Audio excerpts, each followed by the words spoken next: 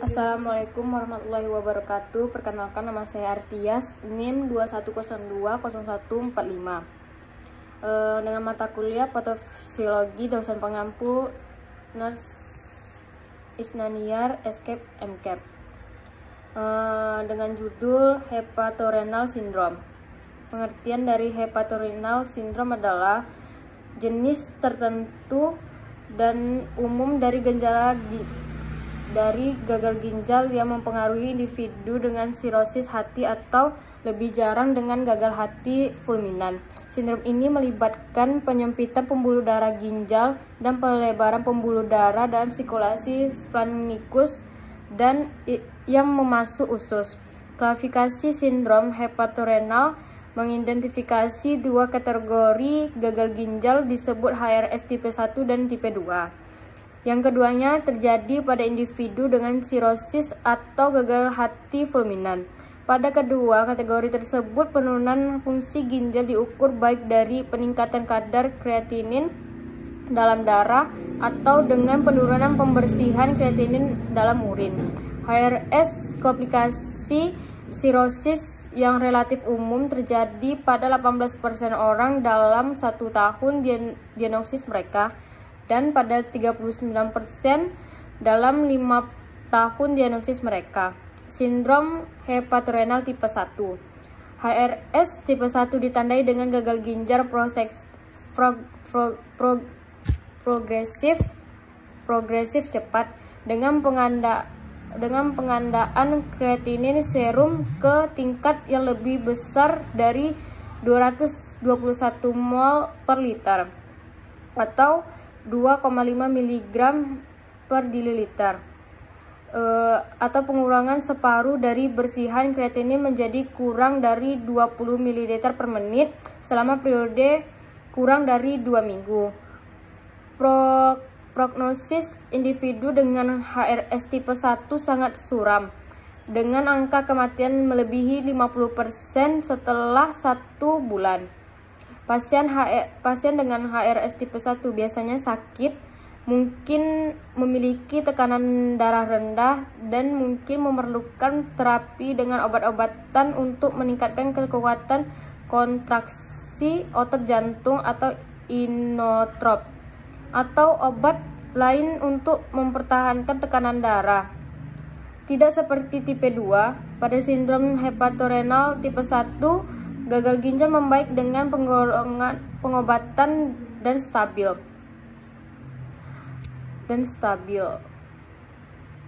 Vasokonstriktor dan expander volume adalah andalan pengobatan. Sindrom hepatorenal tipe 2. Sebaliknya, HRS tipe 2 lebih lambat dalam onset dan perkembangan, dan tidak terkait dengan peristiwa yang mengasut.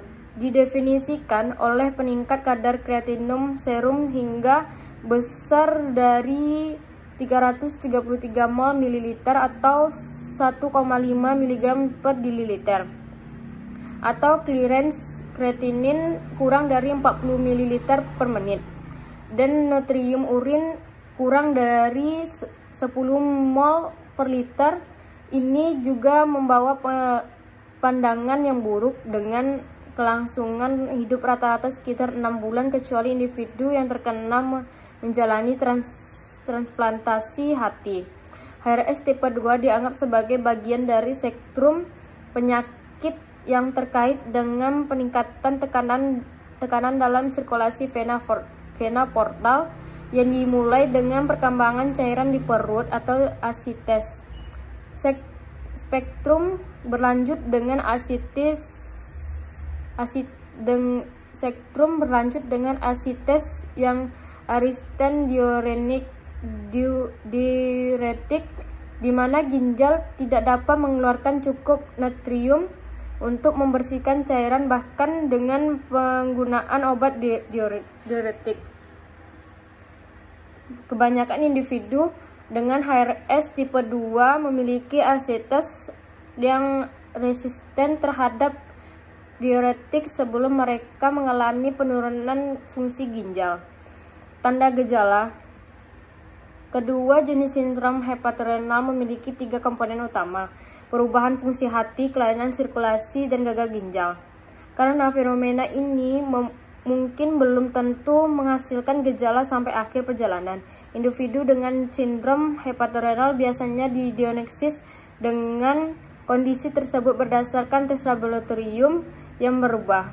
Kebanyakan orang yang mengembangkan HRS memiliki sirosis dan mungkin memiliki tanda dan gejala yang sama yang dapat mencakup penyakit kuning, perubahan status mental, bukti penurunan nutrisi, dan adanya asites.